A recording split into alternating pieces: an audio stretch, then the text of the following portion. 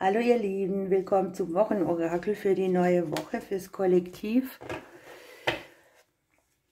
Alles, was ihr wissen müsst, findet ihr unten in der Infobox des Videos. Am Ende des Videos findet ihr noch ein kleines Auswahlorakel. Ich wiederhole es mal öfters. In diesem Bildschirm, in dem ihr hier guckt, findet ihr irgendwo ein Rädchen. Ein Zahnrad, da geht es zu den Einstellungen. Da könnt ihr zum Beispiel auch die Wiedergabegeschwindigkeit des Videos ein bisschen erhöhen. Dann müsst ihr nicht so lange warten, wenn ich mische. Ja?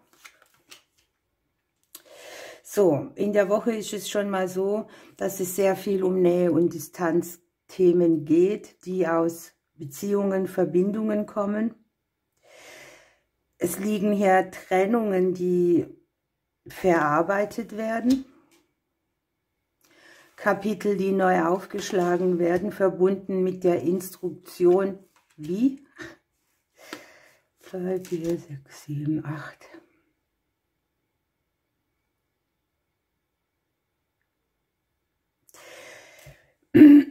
Es scheint ein Thema zu sein, an dem man schon lange arbeitet. Ne? Es arbeitet, sage ich mal, in dem Sinne von, man beschäftigt sich damit, man versucht sich neue Türen zu öffnen, man versucht Klarheit in die Dinge zu kriegen, man versucht an Erfahrungswerten zu arbeiten, die man nutzen kann.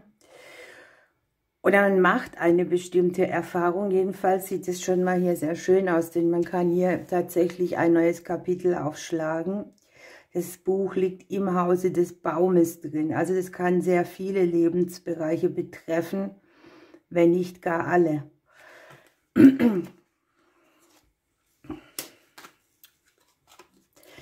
Es geht darum, seine Emotionen, die mit, wie soll ich das erklären, mit Verletzung, Verwundung und Schmerz zu tun haben, mehr hinter sich zu lassen, nach vorne zu gucken, mit sich selber im Reinen zu sein. Und möglicherweise hat man hier tatsächlich die Möglichkeit dazu zu reflektieren, denn irgendwie scheint es so zu sein, als hätte man sich partnerschaftlich in der nächsten Woche nicht so viel zu sagen. Zwischen den Paaren liegen keine Karten. Der Mann hat den Ring im Kopf, die Frau das trennende Element. Das können auch so Fragen sein, wo man denkt, man beschäftigt sich mit seinem Beziehungsmuster, mit dem Konstrukt seinem Beziehungsmuster. Das ist vielleicht auch ein Thema, was beide, die sich hier angucken, anders erleben, andere Vorstellungen haben. Das Thema Nähe und Distanz trifft es eigentlich auf den Punkt. Der Herr liegt ja auch im Haus der Vögel, die Dame liegt im Haus der Ruten, also es ist so ein bisschen auch eine angespannte Energie, weil man eben nachdenkt, wie man bestimmte Kreisläufe auch verändern kann. Es geht um unausgesprochene Dinge, möglicherweise kommt etwas ans Licht. Man hat hier so eine Doppelgebundenheit, das kann sein, dass man ein bisschen hier hängt, ein bisschen hier. Betrifft natürlich nicht alle, das ist eine kollektive Energie, ja. Man möchte ein neues Kapitel starten, man hat auch schon die Vermutung, wie es gehen könnte. Und ich glaube, die Trigger sind groß in der nächsten Woche. Ne? Es geht sehr viel um das Aussprechen, auch von Emotionen, die man hat, um das nach außen tragen von Wünschen, Träumen und Sehnsüchten. Trotz allem habe ich den Stern im Hause des Klees drin. Also das sind so Dinge, die kann man auch auf einem kurzen Weg klären, auf einem schnellen Weg. Und möglicherweise fallen halt hier die Worte so, dass man dann den Rest von der Woche einfach sich nichts mehr zu sagen hat, weil jeder seinen eigenen Gedanken nachhängt. Dann haben wir die Berufskarte, die liegt hier im Haus der Schlange drin, korrespondiert und spiegelt aber mit dem Stern. Also hier gibt es auch Dinge aufzuklären. Es geht um die finanzielle Sicherheit, es geht um Arbeitskollegen. Bei einem oder anderen kann man auch sehen, dass die Kollegen hier, das Kollegenumfeld eine Umstrukturierung erhält. Möglicherweise sind Kinder, die bei euch eine berufliche Situation verändern. die sich auf den Weg machen, auch irgendwelche Zelte abzubrechen, wo sie jetzt sind und woanders hingehen. Das berufliche Weiterkommen, die Berufung liegt mit dabei. Da kann es schon auch mal sein, dass jemand aus eurem Kollegenkreis mal ganz schnell irgendwie eine andere Richtung nimmt, was dann vielleicht auch für euch wieder bedeutet, dass da so ein Loch zu stopfen ist oder einen Platz neu zu besetzen oder dass man eben Arbeit der anderen mitnehmen muss oder für andere mitmachen muss. Die Geldkarte liegt hier auch schon dabei, die liegt hier im Haus des Fuchses. Auch so eine kleine Warnung, vielleicht nicht unnötiges Geld ausgeben die nächste Woche. Genau hingucken, was man jetzt wo investiert oder braucht. An sich liegt hier die die Geldkarte nah am Beruf dran und auch mit der Sicherheit hier. Es könnten vielleicht auch so Sachen sein, die ein Pärchen im Finanziellen austrägt, die hier auf uns warten, weil wir spiegeln mit den Finanzen. Die Störche legen sich ins Haus der Störche. Hier geht es um eine große Konfrontation mit seiner eigenen Emotion. Ja? Man realisiert vielleicht, wo man emotional nicht aufblühen kann, wo man emotional zurücksteckt oder wo man den Mund schließt, wo man nichts mehr sagt. Aber genau das ist das Gegenteil. Ne? Hier sehe ich es eigentlich eher so, dass man es sagt und dass es dann nachher dazu führt, dass man eben nichts mehr sagt. Blöd ausgedrückt, ich weiß. Es geht um eine ganz große Lebensblockade, die hat was mit Konflikten mit einem Gegenüber zu tun. Das muss nicht euer Gegenüber sein, das kann ein Spiegelpartner sein, ein Kollege, ein Freund. Ne? Also es ist nicht immer nur über die Partnerschaft zu sehen.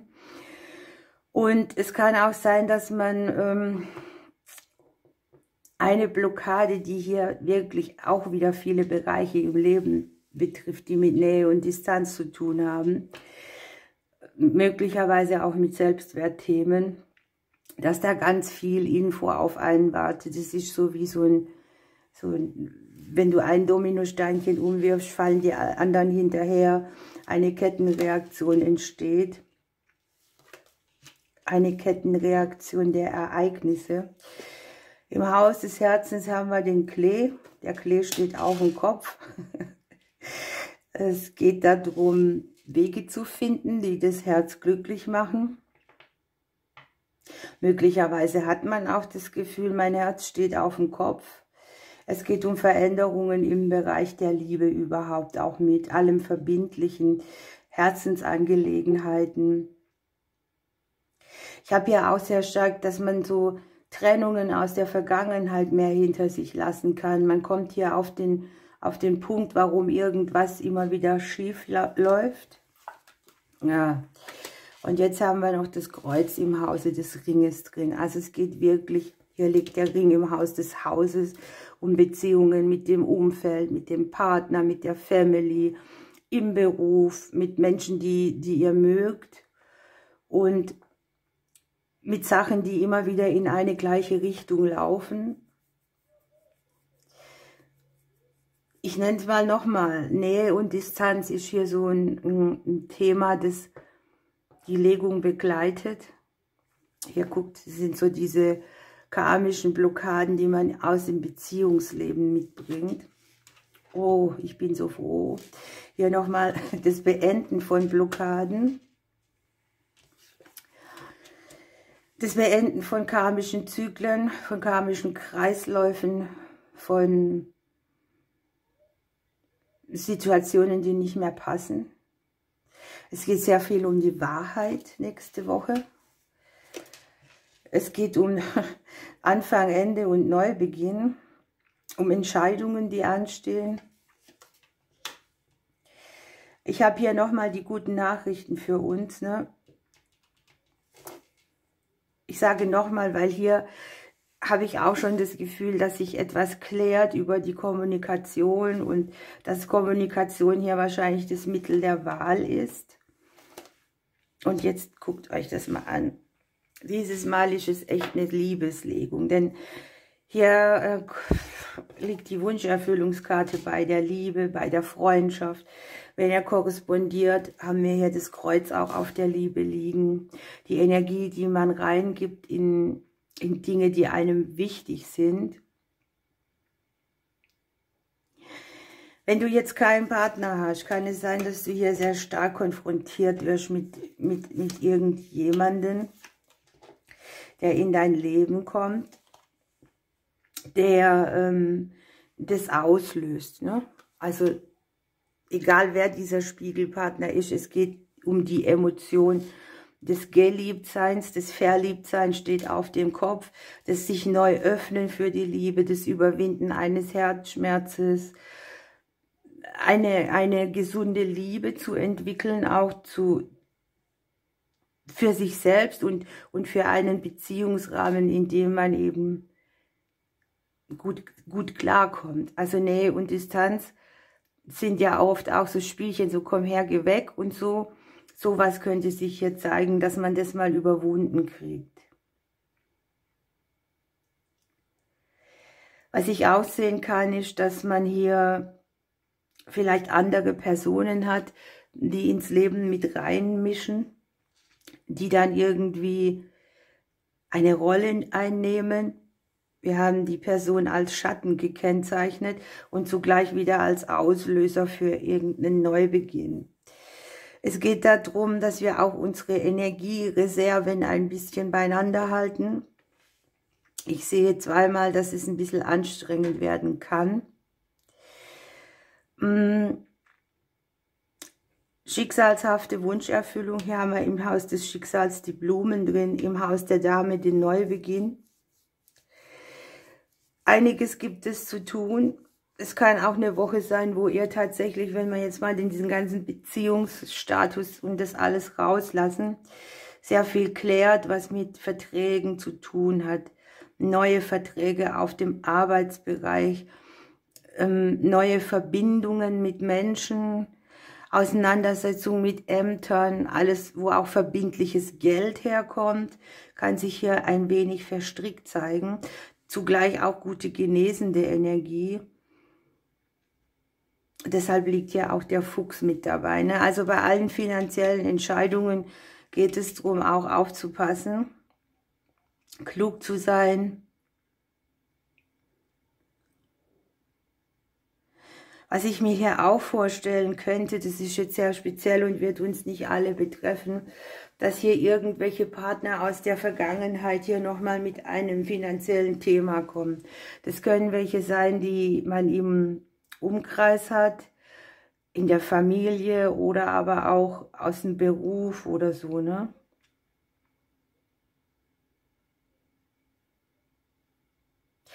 Gleichzeitig ist die Energie hier sehr genesend und regenerierend. Ne? Die Schlange und die Sonne zusammen, das ist immer so eine gute Frequenz, wo etwas genesen kann.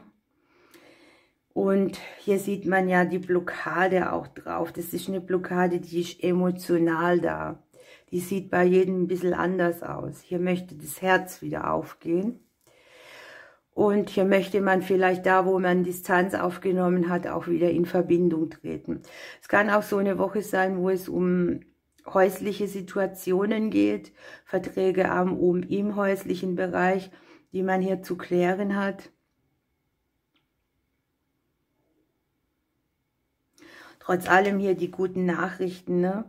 Nachrichten, die mit der Sonne sind, so Zusagen und Wunscherfüllungen an sich, oder hört einfach speziell nächste Woche ganz genau zu, drückt euch klar aus. Hier ist auch so ein Faktor, der kann man sich schnell mal auch missverstehen. Nichts sagen wäre jetzt hier der blödeste Tipp, weil die Sonne liegt auf der Kommunikation, die Blumen liegen drunter und hier geht es wirklich um eine größere Lebensblockade.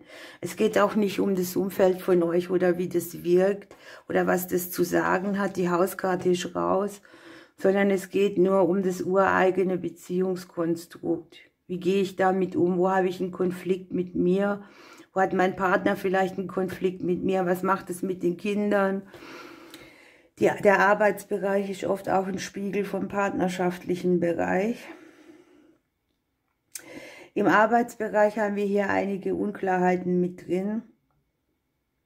Klärende Energie. Hier auch nochmal so der Umbruch für einige in Arbeitsdingen. Ein plötzlicher neuer Weg. Da muss man vielleicht dann auch gucken, wie das mit den Finanzen ist, ne? Ob die, wenn ich mich für was anderes entscheide, trotzdem gegeben sind oder ob das dann so ein Thema ist, wo ich vielleicht auch vermeide, weil ich denke, wenn ich jetzt was Neues beginne, habe ich vielleicht hier finanzielle Einbußen. Das kann hier sehr gut sein.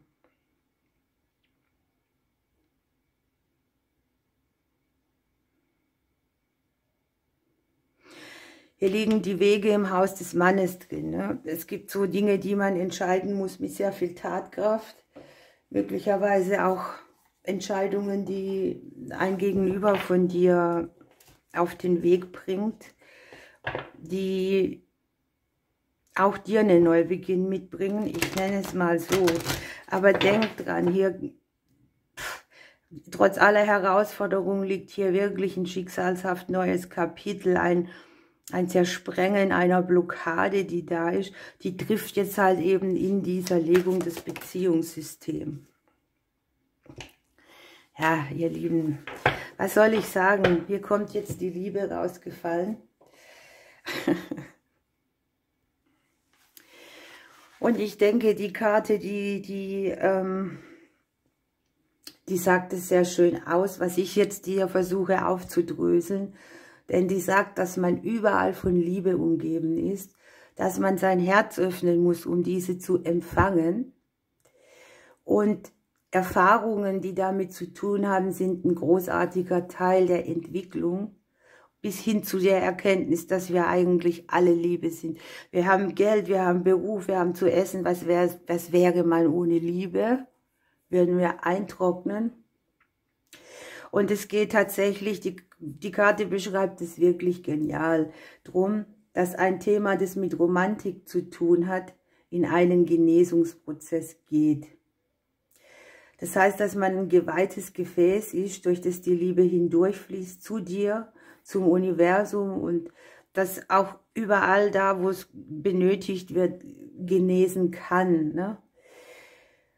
Die Engel, die für uns zuständig sind, die spirituellen Führer, die geben hier sehr viel wertschätzende Energie. Und wir haben hier so einen kleinen Hinweis, dass wir uns vielleicht selber mal mit den Augen der anderen mehr sehen sollen oder auch der geistigen Welt, wie tief diese Liebe sein kann, wie tiefgründig und wie schön. Und wenn wir immer nur auf unsere Fehler gucken und uns nicht selbst würdigen, dann fehlt uns ein ganz großer Teil, der für uns wichtig ist.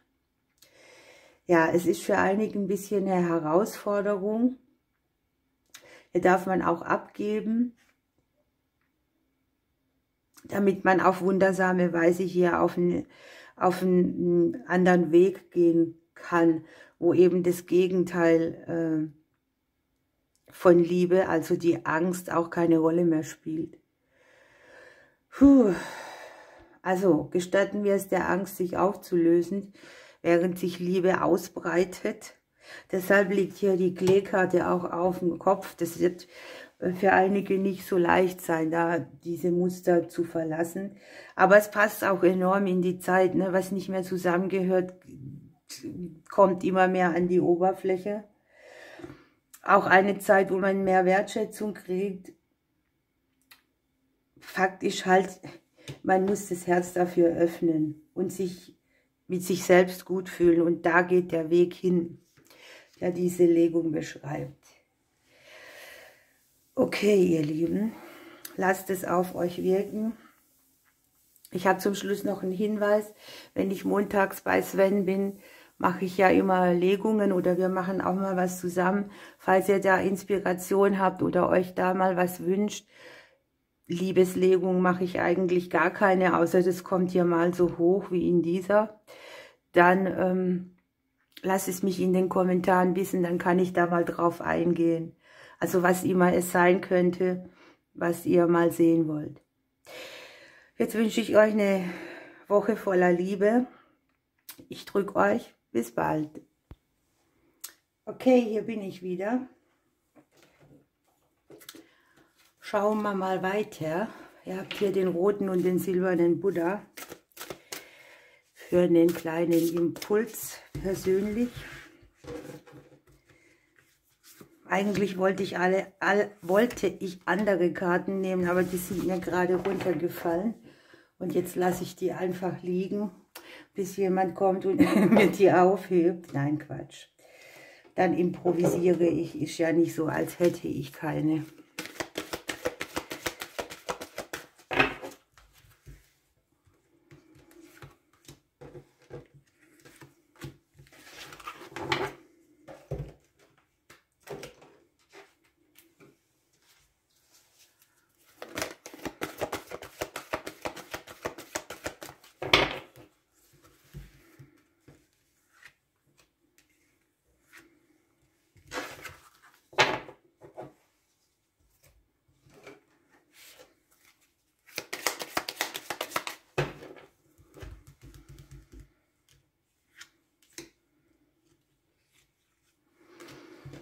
Okay.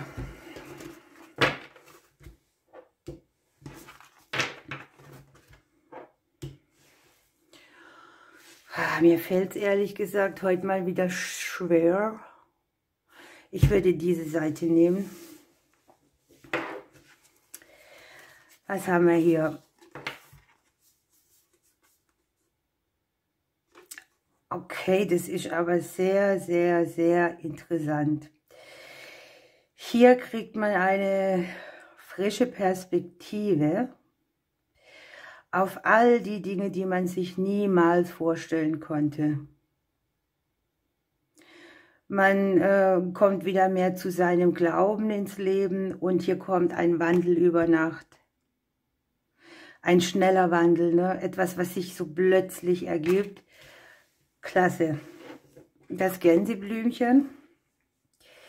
Kopf hoch, du schaffst alles, was du willst. Das Gänseblümchen richtet sich immer wieder auf.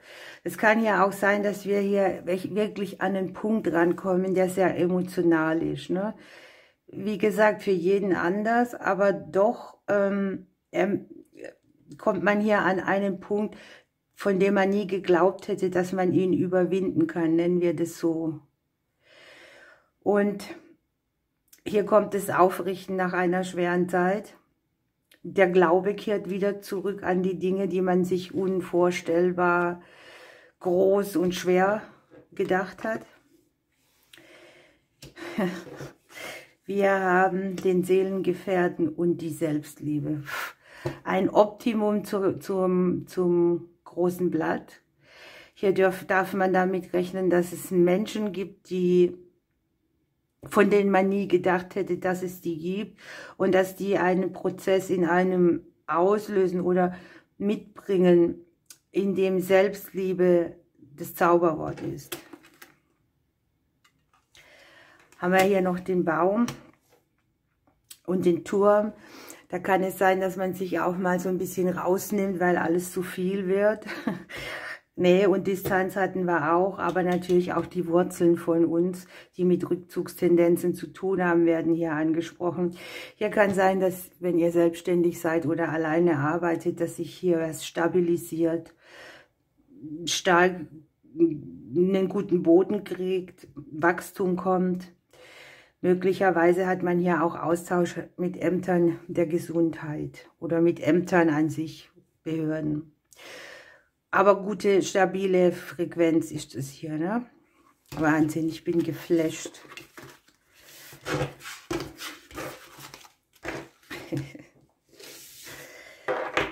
Dann gucken wir auf die andere Seite. Ihr habt hier so ein bisschen nostalgische Momente. Angst davor, etwas falsch zu machen. Die Vergangenheit idealisieren und irgendwie bemerkt ihr hier, das kann natürlich auch in der zwischenmenschlichen Ebene sein, dass man irgendwo leeren Worten folgt, dass man nicht im Hier und Jetzt lebt, dass man auf Versprechen warte, die nie eingelöst wurden und damit wertvolle Lebenszeit verschwendet. Ihr habt die Erle, genau das Gegenteil eigentlich. Die andere Seite muss öffnen und diese Seite hier darf Grenzen setzen, um Selbstliebe zu beweisen. Also auch hier, ne, warte nicht auf irgendwas, was versprochen wurde, was in der Vergangenheit sich mal ganz gut angehört hat. Denn hier kommt ein Prozess, wo du Grenzen setzen lernst und wo du für dich auf deinem göttlichen Zeitplan, auf deiner Reise weiterkommst. Auch hier sieht man Seelengefährten, Freunde, Menschen, die jetzt hier mit auf den Plan kommen, die sehr großen Aufzeigecharakter haben und möglicherweise auch jemanden, den ihr aus dem Freundeskreis kennt, der ihr euch vielleicht möglicherweise enttäuscht hat, wo ihr jetzt so merkt, Selbstliebe.